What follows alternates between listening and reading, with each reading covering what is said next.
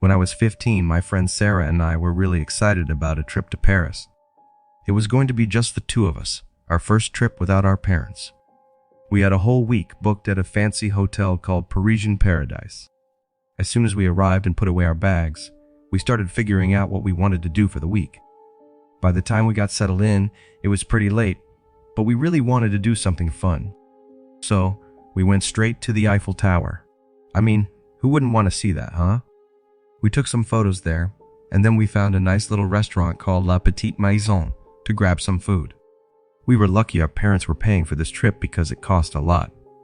We ate dinner at about 9 o'clock and wanted to go check out the fun things happening at night. As we were talking about where to find cool places to hang out, a nice guy heard us. He seemed really friendly, and both Sarah and I thought he was interesting. He told us about a really big party at his friend's apartment and said we should go. We laughed but decided to go check it out. He asked for my phone number, and I gave it to him. Later, he sent a text with all the party info and then walked away, confidently. We were really excited. On our first night, we got invited to a big party in Paris. We thought that spending time with these wealthy people could make our trip even more awesome. When we got back to the hotel, we took showers and, well, had a bit too much vodka before going out. I messaged the guy we were meeting, but then I realized we didn't know his name. He sent us the address, so we called an Uber. The Uber ride to the apartment was about 15 minutes long. When we arrived, the building looked totally different from what we have in our hometown. It was really fancy. We typed the code and the door opened. We went up in the elevator, feeling both nervous and excited about what we were going to see. But when we knocked on the door, there was no music or anything happening inside. We started to think we might have gone to the wrong spot until the same guy opened the door. He said hi and let us in, but the place wasn't as amazing as we thought it would be. He told us his wealthy friend was getting ready in his room and told us to wait. It seemed strange, especially when another guy came out looking serious and just stood by the door. I felt worried. Sarah was a bit out of sight, so I quietly told her to call 911. She quickly tapped on her phone to ask for help. Then Sarah loudly asked if the place was apartment 5C. The person near the door said yes. I quietly told my friend to wait and not drink anything. Then, the person returned with drinks, but I tried to make us wait by suggesting we play a game called Would You Rather. It seemed a bit like something for kids, but I needed to delay. The person joined in the game, but they kept pushing us to drink our drinks quickly. Right when things were getting really serious, a big noise outside the apartment scared everyone. It was some neighbors who were upset about loud sounds from another apartment nearby. The guys got really upset, but then one of them, who was younger, quickly said quietly, "Police." They got really scared, and suddenly the door flew open. We saw them throwing things away and running in different directions. Sarah and I acted fast. We shouted for help. The neighbors had already called the police because of the loud noise. The police rushed in, and the guys were caught while they were still doing the bad stuff. We were really scared, but also felt better later. The police were really nice. They took us back to the station to ask us questions and checked to see if we were okay. They tested our drinks and discovered that someone had put something bad in them. The rest of our trip felt really strange. We checked out the Louvre, took a boat ride on the Seine, and practiced speaking French at some nearby markets. But that night, it took a wild and unexpected turn.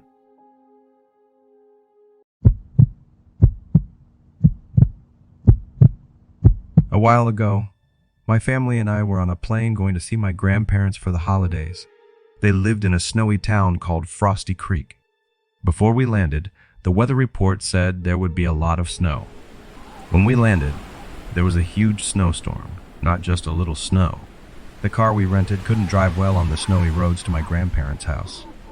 So we chose to stay at a hotel close by until morning, when the roads got better. The hotel seemed really old and not in great shape. But because of the heavy snowstorm outside, we didn't have a lot of choices. We paid for a room, but it was small and had a weird smell, kind of like sour milk. It wasn't the greatest place, but we were really tired, so we decided to stay there for the night. We wore our pajamas and quickly fell asleep in bed after a long flight. Suddenly, at about 2 a.m., I woke up to a strange sound, like someone moving around. I thought it could be my mom or dad, but they were both fast asleep beside me. I used my phone as a flashlight and looked around the room. I checked the corners and under the bed, but there was nothing there. Then, I saw that the bathroom door was a little bit open, which I hadn't noticed earlier. I walked over and pushed it open, but there wasn't anyone inside. Suddenly, the shower curtains started moving, like someone was touching them. My heart raced as I moved closer and pulled the curtain. And there he was, the person who works at the hotel's front desk, squatting there with a camera. I got scared, and the guy tried to run past me, but I stopped him and held him down in the hallway. Then my mom woke up, saw what was happening, and quickly got the hotel staff and manager. We told them what happened, and they removed the receptionist until the police came. It took longer because of the heavy snowstorm, but when they looked at the guy's camera, they discovered lots of strange videos showing guests doing regular things in their rooms. It seems like this person was spying for 3 whole years. He got fired right away and went to court, but I'm not sure what happened next. I really hope he got punished for what he did. After everything that happened, we felt shaken. But the next day, when the weather got better, we went to my grandparents' house. It was really comfy and we had a wonderful time talking with them. Grandma baked her famous apple pie, and we all sat around the fireplace, telling stories. When we were having fun sledding in the snow a few days into our trip, my little brother, Max, made a big discovery. He found an old treasure chest hidden under the snow. We were so surprised. When we opened it, we found old things that looked really ancient, like small treasures, and there was also a letter. The letter was really old and belonged to a family who lived here a long time ago. In the letter, they talked about a secret treasure hidden close by, but the clues they gave were a bit tricky to understand. We were really excited. We worked hard to figure out the hints in the letter while we were there. It felt like searching for hidden treasure as we wandered around the town following the clues in the old letter. We even chatted with some people who lived there and heard cool old stories about the place, making our adventure even more mysterious and fun. Unfortunately, we didn't find the exact place mentioned in the letter before our vacation ended. It was a surprise turn in our already very busy trip. We finally went back home, thinking a lot about the hidden treasure. Spying stuff was scary, but discovering that old chest made our vacation unforgettable in a special way. It was an adventure we'd always remember. If you go on a vacation, be ready for surprises. You might discover cool things or face strange situations, like that spooky hotel thing. Be careful and enjoy your trip. Before I continue to the next story, if you are interested in earning from YouTube without showing your face, or without making videos by yourself using artificial intelligence, like the video that you are watching right now, then I have a special free training for you. Check the first link in the description below to get instant access. A while ago, my uncle died suddenly. We hurried back to our hometown for his funeral. My 2 younger brothers and I met after a long time. It felt great. All the small arguments we had in the past didn't matter anymore. We understood that family is really important. We talked a bunch at the gathering after someone passed away, remembering the past. Then, suddenly, we all decided to take a trip together in a few months.